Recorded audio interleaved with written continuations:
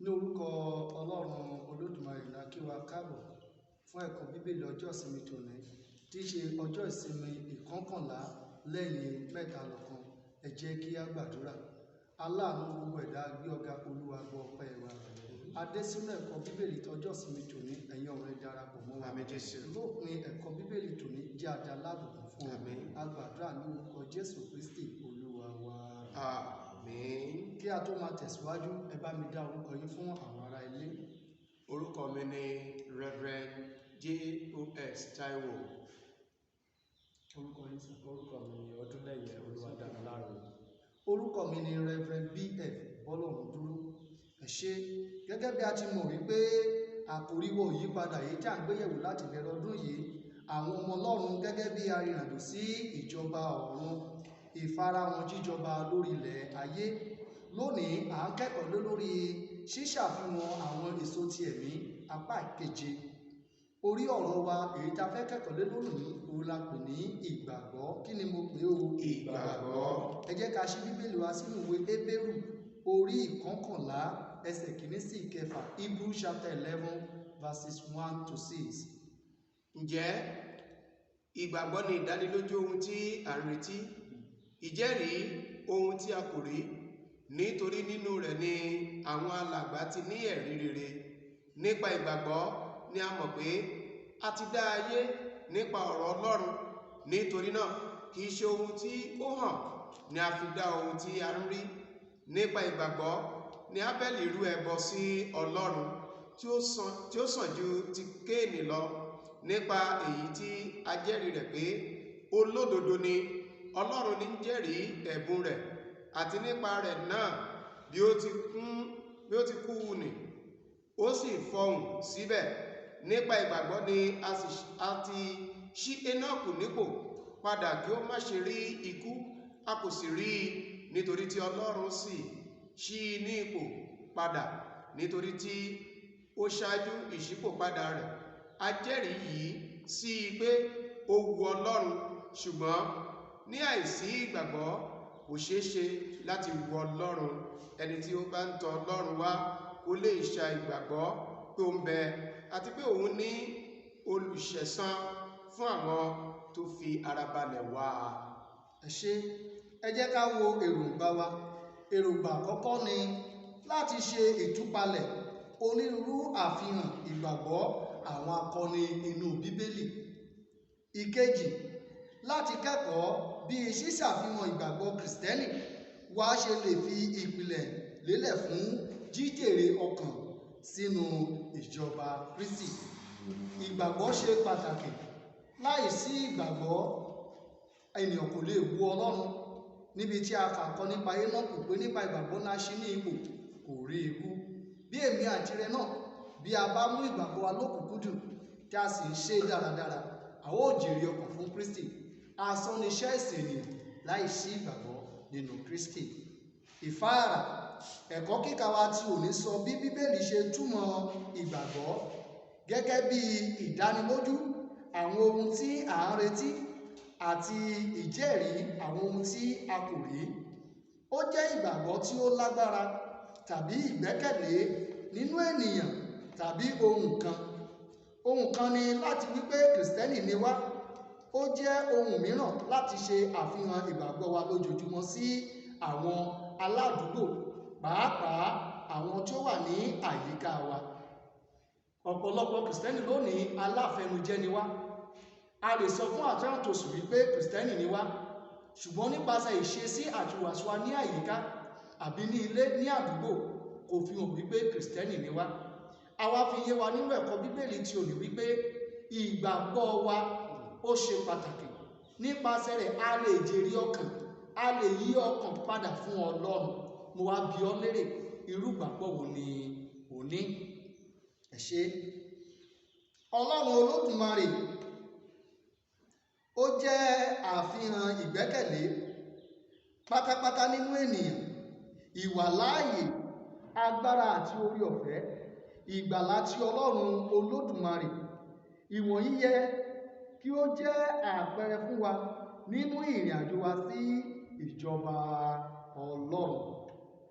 ẹ jẹ́ ká lọ sínú ìbéèrè wa tí ò ní. Ìbéèrè àkọ́kọ́ ni wípé sọ ìtumọ̀ ìgbàgbọ́ gẹ́gẹ́ bí ẹ̀kọ́ yìí àti ní ìwòye tìrẹ. Kí ni ìgbàgbọ́? Praise the Lord. Hallelujah. Gẹ́gẹ́ bí ìwòye tèmi, ìgbàgbọ́ ni pé nǹkan tí èèyàn gbẹ́kẹ̀lé nínú Ọlọ́run pé Ọlọ́run lè ṣe èyí. Tí èèyàn dẹ̀ nígbàgbọ́ náà pé ní dandan yẹn Ọlọ́run á dẹ̀ ṣe gẹ́gẹ́ bí èrò tèmi. Ṣe wípé ohun tí ènìyàn gbàgbọ́ tí ò tí ì rí yóò sì máa ṣe kí ni ó máa ṣẹlẹ̀. Èyí gangan ni ìgbàgbọ́. Ṣé ìwọ náà ní ìgbàgbọ́? Ọ̀pọ̀lọpọ̀ ló ti ní ìrẹ̀wẹ̀sì nínú èyí. Wọ́n ní mo ti ń gbàdúrà fún ọdún kan àbí oṣù kan àbí ọ̀sẹ̀ kan, a ò tí ì rèsì àdúrà, nítorí náà wọ́n á di apẹ̀yìndà nínú Kristi. Kò yẹ kó rí bẹ́ẹ̀. Tí o bá ní ìgbàgbọ́ ọ̀run pé Ọlọ́run kì í ṣe ènìyàn tó máa sọ pé bẹ́ẹ̀ ni, tá sọ pé bẹ́ẹ̀ kọ́. Ọlọ́run ni Ọlọ́run ó máa jẹ́, yóò mú ìlérí rẹ̀ ṣẹ ní orúkọ Jésù. Àmín. Sọ nípa àfihàn ìgbàgbọ́ nínú àwọn ẹsẹ̀ wọ̀nyí. Ìwé Jẹ́nẹ́sísì orí 39 ẹsẹ̀ 9, ìwé Jóòbù orí 19 ẹsẹ̀ 25 dé 27. Ìwé Genesis orí 19 ẹsẹ̀ 9 wípé kò sì sí ẹni tí ó pọ̀ jù mí lọ nínú ilé yìí, bẹ́ẹ̀ ni kò sì pa ohun kan mọ́ kúrò lọ́wọ́ mi bí kò ṣe ìwọ, nítorí pé aya rẹ̀ ni ìwọ ṣe. Ǹjẹ́ èmi ò ha ti ṣe wí ìwà búburú ńlá yìí kí èmi sì dẹ́ṣẹ̀ sí Ọlọ́run? Ní ibi tí a kà yé, ó sọ̀rọ̀ nípa àfihàn ìgbàgbọ́ tí arákùnrin wa Joseph ní nínú Ọlọ́run. Bí Ọlọ́run ò tilẹ̀ sí nínú ilé pẹ̀lú, bí ọ̀gá rẹ̀ kò tilẹ̀ sí nínú ilé pẹ̀lú wọn, tí aya ọ̀gá rẹ̀ sì ń gbà ní àmọ̀ràn àti ìyànjú láti bóun ṣe, ó jẹ́ kó di mímọ̀ wípé Ọlọ́run ń bẹ níbẹ̀. Bóun bá dẹ̀ ṣe yìí, òun ti dẹ́ṣẹ̀ sí Ọlọ́run. Ìgbàgbọ́ tòun sì ti di ìkùnà àti ìjákulẹ̀ nínú Ọlọ́run. Ìgbàgbọ́ rẹ̀ nípa Ọlọ́run ń bẹ nínú ilé pẹ̀lú òun ò gbọdọ̀ dojú ti Ọlọ́run gẹ́gẹ́ bí onígbàgbọ́ ààyè. Ẹ ṣé. Ìbéèrè kẹta ni pé báwo ni a ṣe lè gba ọkàn àwọn aláìgbàgbọ́ là nípasẹ̀ ṣíṣe àfihàn ìgbàgbọ́ nínú àwọn ẹsẹ̀ wọ̀nyí. Ìwé Dáníẹ́lì orí 3 ẹsẹ̀ 28 dé 29. Ìwé Dáníẹ́lì orí 4 ẹsẹ̀ 17. Ìwé Dáníẹ́lì orí 4 ẹsẹ̀ 17 dé 19. Ìwé Ìṣe àwọn Àpọ́stélì orí 4 ẹsẹ̀ 1 sí 4. Ẹ jẹ́ á wo ibìkan nínú àwọn ẹsẹ̀ Bíbélì yìí ká fi dáhùn pé báwo la ṣe lè gba ọkàn àwọn aláìgbàgbọ́ là nípasẹ̀ ṣíṣàfihàn ìgbàgbọ́. Ìwé Dáníẹ́lì orí 4 ẹsẹ̀ 17. Nígbà náà ni Nebukadnesari dáhùn, ó sì wí pé olùbùkún ni Ọlọ́run Sédákì, Méṣákì àti Abednego, ẹni tí ó rán áńgẹ́lì rẹ̀ tí ó sì gba àwọn ìránṣẹ́ rẹ̀ là, tí ó gbẹ́kẹ̀lé, wọ́n sì pa ọ̀rọ̀ ọba dà, wọ́n sì fi ara wọn jìn kí wọn kí ó má ṣe sìn tàbí kí wọn kí ó má ṣe tẹríba fún òrìṣàkórìṣà bí kò ṣe Ọlọ́run ti àwọn tìkálára wọn. Nítorí náà èmi pàṣẹ pé olúkúlùkù ènìyàn, orílẹ̀-èdè àti èdè tí ó sọ̀rọ̀ òdì sí Ọlọ́run Sédákì, Méṣákì àti Abednego, a ó gé wẹ́wẹ́, a ó sì sọ ilé rẹ̀ di ààtàn, nítorí kò sí Ọlọ́run mìíràn tí ó lè gbanilà bí irú èyí. Praise the Lord. Hallelujah. Tá bá ní ká wo ìgbàgbọ́ tí àwọn arákùnrin mẹ́ta ní tí wọ́n ní, àgbé ìgbàgbọ́ wọn ṣe kí ni, ó tún gba ọkàn àwọn ẹlòmíràn là, débi pé ó gba ọkàn ọba là, nítorí pé wọ́n nígbàgbọ́ nínú Ọlọ́run pé tí àwọn bá kú, àwọn kú fún Ọlọ́run, táwọn bá lè wà láàyè, àwọn wà láàyè fún Ọlọ́run. Wọ́n tún nígbàgbọ́ pé Ọlọ́run táwọn ń sìn yìí ó lè gbà wọn lọ́wọ́ ọba tàbí lọ́wọ́ gbogbo ìparun tó lè dé sí àwọn. So ìgbàgbọ́ wọn tún ran àìlera àwọn ẹlòmíràn lọ́wọ́. Ìgbàgbọ́ wọn tún ṣe kí ni, ó tún mú kí àlàáfíà kó wọnú ayé àwọn ẹlòmíràn, kó tún mọ Ọlọ́run síwájú àti síwájú sí. Ẹ ṣé, ẹ dáhùn dáradára. Bí ó ti rí gan ni arákùnrin wa ṣe dáhùn. Ìgbàgbọ́ Ṣáńdrákì, Méṣákì àti Abednego ó gba gbogbo aláìgbàgbọ́ ìlú sílẹ̀, kápá àti ọba. Ẹ jẹ́ ká wo ìbéèrè kẹrin. À ń gbé nínú ayé ìyanu, idán, àmì àti ìyanu. Báwo ni a ṣe lè ṣàfihàn ìgbàgbọ́ wa fún ìjèrè ọkàn sínú ìjọba Kristi? Ìṣe àwọn Àpọ́stélì orí 2 ẹsẹ̀ 22. Gẹ́gẹ́ bí a ti rí kà nínú ìwé Ìṣe àwọn Àpọ́stélì orí 2 ẹsẹ̀ 42 tó wípé wọ́n sì dúró ṣinṣin nínú ẹ̀kọ́ àwọn àpọ́stélì àti ní ìdàpọ̀ ní bíbọ àkàrà àti nínú gbígba àdúrà. Ọlọ́run ti fi ọ̀rọ̀ rẹ̀ yé wa ńbẹ̀ yẹn. Àkọ́kọ́ ńbẹ̀ ni pé ìdúró ṣinṣin nínú ìgbàgbọ́ Ọlọ́run nìkan ṣoṣo ló lè mú àwọn apẹ̀yìndà kí wọn náà kó padà láti rí wa gẹ́gẹ́ bí àpẹẹrẹ nínú ayé ìsinsìnyí. Bá a bá ń dojúkọ ọ̀pọ̀lọpọ̀ àwọn ìdojúkọ tàbí jàǹbá lásìkò, tá a bá ti fi ìgbàgbọ́ dúró pẹ̀lú Ọlọ́run, àwọn tí ń bẹ nínú ayé tó ń larú ìpele yẹn kọjá pẹ̀lú wọn a lè gbàgbọ́. Ìkejì ni láti máa gbàdúrà lóòrèkóòrè láìsinmi àti láìṣe ìrẹ̀wẹ̀sì. Ìyá tún mú kí ọkàn àwọn tó ti káàárẹ̀ káwọn náà padà sínú Kristi láti máa gbàdúrà pẹ̀lú ìgbàgbọ́.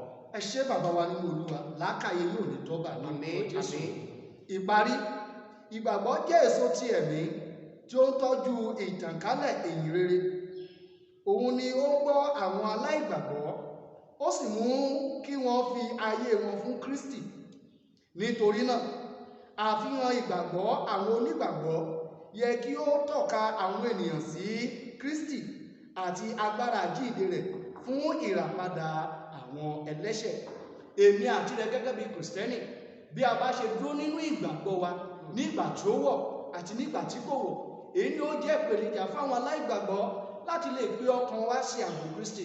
A rọ̀ wá lówùrọ̀ yìí, ẹ jẹ́ ká lọ túnú ìgbàgbọ́ wa ṣe, ẹ jẹ́ ká dí àmúre ìgbàgbọ́ kí a bá lè jèrè ọkàn fún Ọlọ́run. Fún ìrònú, tọ́ka àwọn ẹlòmíràn sí Kristi, kì í ṣe sí ara rẹ gẹ́gẹ́ bí Kristẹni tòótọ́. Ọ̀pọ̀lọpọ̀ ara rẹ̀ ni ó wàásùn, kò wàásùn Kristi. Bí ó ṣe kọ́lé, bó ṣe ra mọ́tò, bí ó ṣe rí gbàgbọ́, ṣùgbọ́n Kristi la rán wa láti ṣe kí ni o, láti wàásùn rẹ̀. Ẹ jẹ́ ká ka ẹsẹ̀ àkọsórí wa papọ̀.